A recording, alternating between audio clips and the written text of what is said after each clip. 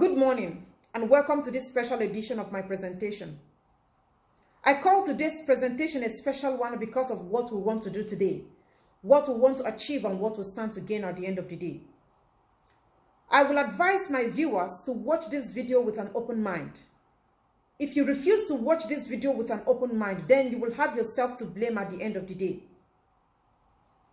I want to introduce the man you are seeing on your screen. The man you are seeing on your screen is Nnamdi Kanu, the leader of the indigenous people of Biafra, IPOB. He controls over 50 million people all over the world. I call him the Eye of Africa. I call him the Lion of Africa and the Savior of Africa. With him, I am very optimistic that Africa will come out of its backwardness and come to its original settings. With him, Africa is going to have light, and Brim of Light is gradually creeping into Africa with this man you're seeing on your screen in the picture. The man you're seeing on your screen is a well-respected Igbo man that Biafrans respect so much. When he declares lockdown in Southeast, everybody obeys. Not even a bird will come out. Any day he declares lockdown in the Southeast. In fact, the governors of the southeastern part of Nigeria are afraid of him. They run inside their holes at the mention of his name. That is the man you're seeing on your screen. When he speaks, everybody listens to him. When he gives order, everybody follows him. Presently or currently, the man that I'm just talking about is in DSS custody. And the whole of Southeast is on total lockdown to show solidarity to his illegal extraordinary rendition from Kenya down to Nigeria. The southeastern part of Nigeria are on lockdown because of his illegal arrest. Now, this man is in DSS custody, and I am concerned. I am worried about him. That is why we are making this presentation. Once again, thank you for joining me. The man you see here is the president of Nigeria. His name is Muhammadu Buhari. He represents the entity called Nigeria. And the man you are seeing here, his name is Nnamdi Kanu. He's the leader of IPOB, the Eye of Africa, and the hope of the common man on the street. He's in DSS custody. And I am worried to know why Nnamdi Kanu, a man of this magnitude, will live wherever he is staying outside the country. Why this man should be kidnapped like that, like an ordinary man, like a common man. I have already advised you to watch this video with an open mind. But if you refuse, then whatever you see, you take. Someone is the reason why this man is in DSS custody. And we have to unravel the person. This is 7 months, still counting, ever since this man, Nnamdi Kanu, is in DSS custody, suffering, detained illegally. And I want to know why. What happened to the organization that is supposed to protect the movement of Nnamdi Kanu? The fact that Nnamdi Kanu could leave Kenya or anywhere he is, illegally kidnapped, adopted by the government of Nigeria, means that the organization, IPOB, is porous. And question must be asked. Somebody must be held accountable. Why was Nnamdi Kanu kidnapped from Kenya easily? I have listened to everybody's opinion. I watched or listened to people's opinion with keen interest. I did my research. I asked questions. I asked people questions. This is 5 months I brainstormed. And I have gathered my hypothesis to unravel who sold Nnamdi Kanu out to the enemy. If up till now you are still doubting that Nnamdi Kanu was not sold out, then you are not an intelligent man or woman. When the news broke out that Nnamdi Kanu was adopted, kidnapped from Kenya to Nigeria, people reacted differently. Some people were crying. Some other people were rejoicing. Now there are some concerned Nigerians that faulted the government of Nigeria, why they did what we call misplacement of priority. This concerns Nigerians are human rights activists. They are not Igbo men or women. They are not even Biafrans. They are just concerned people. Why the federal government of Nigeria will go after Nnamdi Kanu when there is hunger crisis in Nigeria, when there is security crisis in Nigeria? Why take Nnamdi Kanu case as a top priority when the Boko Haram in the north are ravaging the north and bandits? When Fulani herdsmen are in the east perpetrating acts, why are you going after Nnamdi Kanu? These people are concerned. They raise the alarm. That is where I want us to clear the air. Like I said, I have gathered my hypothesis. And I want to discharge. What we are going to say here or do here does not have a concrete evidence. I am only brainstorming for 5 months. I don't want you to point fingers at anyone, and I am not going to point fingers at anyone. We are only here to ask questions, sensitive questions. And I also want you to ask questions, not to apportion blame to anyone or point fingers. These people said that the federal government of Nigeria adopted Nnamdi Kanu. And this is a make-believe picture. That is what I call it. People are queuing into that story and believing that the government of Nigeria adopted him. The government of Nigeria does not have hand in Nnamdi Kanu's illegal adoption. They might somehow, they might also be involved, but they are not the ones that sold Nnamdi Kanu out. I said we are going to unravel the person that sold him out. Just pay attention. Open your mind and welcome the truth, because it's going to hit you like a rock.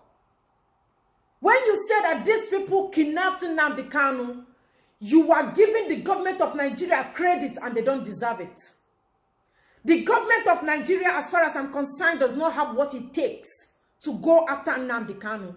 They don't have the human resources. They don't have the facilities. They don't have the manpower to adopt Nnamdi Kanu. When you say that the government of Nigeria went after Nnamdi Kanu, you are saying that they have what it takes. They don't deserve it. Don't give them such honor. Don't give them such credit. They don't have what it takes to go after Nnamdi Kanu. You are trying to say that they did underground search. They did underground work to find Nnamdi Kanu's location. No. Do you know why I said that? Before Nnamdi Kanu's adoption, I don't think Nnamdi Kanu was wearing body tracker. Nnamdi Kanu was not having any chip inside his body. Nothing to dictate his location. So how is it possible that the government of Nigeria located Nnamdi Kanu's location and adopted him? Not possible. Now, this is where I want us to solve a puzzle. This is, at this juncture, I want us to do arithmetic, mathematics, using our brains. I said Nnamdi Kanu was sold. If you still insist that the government of Nigeria did it, I understand your claim. Before Nnamdi Kanu's illegal adoption, there is this video that was circulating online. I think some Arewa boys or Hausa boys, they placed a bounty on Nnamdi Kanu, that anybody that finds Nnamdi Kanu will get 100 million naira. I can understand that is why some people are still believing that the government of Nigeria adopted him. No. That is just what they used to distract you a little. They don't have a hand in it. They don't have the capacity. They don't deserve such. They don't have tracker. Nothing is working in that country. They can't do it. Someone sold this man out and we want to know who the person is. Who did this? Who sold Nnamdi Kanu out? If the government of Nigeria went on their own to do the research to get Nnamdi Kanu out, do you think that if they find Nnamdi Kanu, they are going to spare him? Do you think that if the government of Nigeria manages to trace Nnamdi Kanu location, that they are going to allow him to breathe the next day? Don't forget that this government does not obey court order. This government does not value human life. This government does not like peace, fairness, and equity. They said that they brought him down to Nigeria to face his charges. Do you believe that?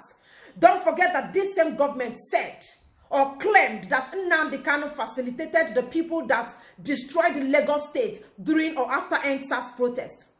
This same government claimed that Nnamdi Kanu is a terrorist, that IPOP is a terrorist organization. The same government is angry that Nnamdi Kanu is exposing a lot of things in their government. This same government is angry that Nnamdi Kanu is calling for the separation of Nigeria. Now think, I want you to brainstorm. Just do the puzzle, think deeply. How is it possible that this same government will see the man that, according to them, he is the reason why Nigeria is going into serious anarchy? And this government will see Nnamdi Kanu, trace Nnamdi Kanu, track him down to his location, and allow him to see the light of the next day. Do you think that is possible? It is not possible. If they had tracked Nnamdi Kanu down, the story would have changed. The story you are hearing now is not what will be told. You could have woke up and hear that Nnamdi Kanu was found dead. God forbid. That Nnamdi Kanu has been killed by unknown people. God forbid, I don't wish it for Nnamdi Kanu. Don't forget I said we are solving a puzzle and we are gathering hypotheses. We are not blaming anybody. We are only brainstorming. I personally believe that if they had found him, don't forget they called him a terrorist. When you see a terrorist, what will you do? You shoot at sight. If they had seen Nnamdi Kanu, such Nnamdi Kanu alone, they would not allow him to, personally believe they would not allow him to see the light of the next day. Someone close to Nnamdi Kanu sold him out. A man he eats and drinks with. Somebody that he believes and trusts. The fact that Nnamdi Kanu is the leader of IPOP does not mean that he's not vulnerable to someone. He's a human being. He's prone to make mistakes. He's prone to believe people. There are some people that Nnamdi Kanu believe. Those people knows his artillery. They knows his routes. They knows everything that he does. Those are the people that sold him out. And for what reason? Don't forget we said we are going to unravel the person. I hope you've understood what we tried to explain here. That these people does not have what it takes to go after Nnamdi Kanu. Someone sold him out here. And those people are from Igbo extraction. Ndibo.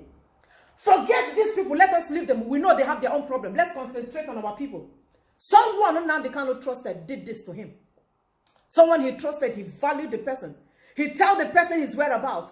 The person did this. Someone strike a deal here. Someone gave Nnamdi Kanu out, his location. And this is what played out. Don't forget that we are still brainstorming.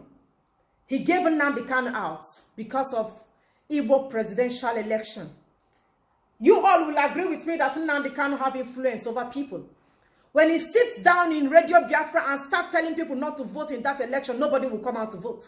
And Nnamdi Kanu is going to be a distraction in that 2023 election. That is why they had to take him out of the picture. And the person that sold him out instructed them, you must not kill Nnamdi Kanu. If you kill him, I'm going to raise alarm. If you kill him, I am going to tell the world that you killed him. You can torture him. Bring him down to Nigeria to face his charges. Make sure that he's in DSS custody or prison or anywhere for as long as you people want to do what you are doing. But please don't kill him. Spare him. If it was these people that caught Nnamdi Kanu, tell yourself the truth. The story will never be the same. Igbo man or woman, it might be Igbo man or woman, I'm not pointing fingers at anybody. But the person that sold Nnamdi Kanu is either a man or a woman. Sold him out for a plate of jollof rice and afano. For a plate of jollof rice and roundabout or towel food, because of food, somebody sold his brother. Somebody sold her brother because of food. That person is watching me now. He or she knows that this is what he or she did. They sold him out. These people don't have a hand. They don't have a hand. These are the people that gave out his artillery. There are questions you are supposed to ask yourself. Of all the countries of the world, why did Nnamdi Kanu choose Kenya to go treat himself? Why did he choose Kenya? I want to ask the leadership of IPOP one question. What happened to Nnamdi Kanu's security? I thought that a leader of this magnitude, a man of this magnitude, whenever he's going from one country to another, there is protocol that is supposed to be observed. People are not even supposed to come around him. For him to leave from one country to another, the security in that country is supposed to be on standby. Why was it easy to kidnap Nnamdi Kanu? Somebody must be held accountable. Because you people don't have sense, that is why you don't want to hold anybody accountable. Somebody must be held accountable. Because of your laziness. Because of your laziness, that is why the East is on lockdown. Do you know that business have moved from Onitsha to Asaba? The fact that Igbo man is showing solidarity to Nnamdi Kanu does not mean that they love to shut their business down for a very long time. That is not fair on Ndibo, for people that love to make money. Somebody, because of a plate of rice, greed and selfishness, because of what you stand to gain, you sold your brother out, and your brother is in DSS custody suffering. This man is in a confined place where he has limited access to life, where he has limited access to water and food, and somebody did it. Someone that he trusts, somebody he believes, someone that he shares food and drink with, someone that knows his artillery, someone that knows his movement. We have to start telling ourselves the truth. Moment of truth. Who sold Nnamdi Kanu out? Why did you sell him out? How will someone protect Boko Haram and bandits? But an Igbo man comes here, sell his brother for a plate of afanu. Unfortunately, Nnamdi Kanu surrounded himself with some people that are fake. Ifajuna of our time. This man is very passionate about liberating Africa and liberating Biafrans. But there are people around him that are fake. He trusts the people, believing that with these people, we are going to liberate the people. But he never knew that those people are snitchers. They are snitching on him. They sold him out. They intentionally gave his location out. And they instructed that this man would not be killed. That is why Nnamdi Kanu is still standing. They tell you, we don't want to kill him. I don't pray for that. I'm not even bringing that in the picture, but you know we are trying to say something here. Someone close to him did this to him, and the person will never go scot-free. Not all the people shouting Biafra, Biafra, IPOP are genuine people. Most of them are fake. They are out there because of the momentum Biafra agitation is getting. And don't forget, before I go into that, these people created this man. The federal government of Nigeria created this man.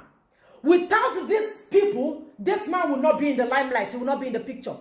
Because these people are incapacitated. That is why he's always antagonizing them. Because these people failed. These people are monumental failure. These people are a total disaster to what governance, to what a nation should stand for. And because of that, this man came up, gathered followers, gained momentum, and people followed him because they only see him like, this is the only hope they have remaining. They failed. They created Nnamdi Kanu. These people you see here, they created Nnamdi Kanu. They created this man you see here. These people created this man. Without these people, the failure of these people, these people are a total disaster. Without them, you will not see this man. They created this man. And our Igbo people now use that opportunity to sell their own brother. That is why this man is suffering. They shout Biafra, IPOP, IPOP. They are only looking for money. Give them money, they will stop talking. You see them shouting. You think they are doing it with their heart. They are not genuine people. Not all those that call Father, Father shall see the kingdom of God. I asked the leadership of IPOP another question. How did Nnamdi Kanu manage to leave your location for 8 days in captive? And you did not raise alarm. You did not make a distress call. Do you know because of that common mistake, this man is suffering for what he doesn't know about? This man is suffering because of your cowardice. This man is suffering because of your laziness. This man is suffering because of your nonchalant attitude. I tell you the truth to your face and nothing will happen. I tell you the truth. Somebody must be held accountable for your incompetence. I talk to the state government. Why won't I talk to you? Somebody must be held accountable. Your incompetency, your laziness, and your docility is the reason why this man is in DSS custody suffering. IPOP organization, I'm asking you, why did you allow such thing to happen? Why? Why did you allow this man to be suffering? Do you know that because of that, a lot of people have died?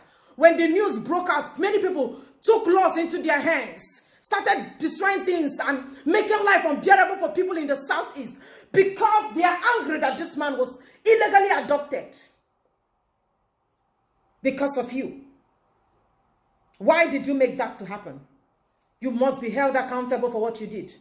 Both you or any other person, I don't care who it is that is in the picture, whoever you are that caused this, God will never spare you. That is the truth. Now, this is me advising you. It has happened to Nnamdi Kanu. It can happen to you tomorrow. Don't trust anybody. Nobody should be trusted. As a boss in your office, the people that are working under you are looking for a way to poison you. Don't call anybody your bestie. Nobody is your bestie. Nobody loves you.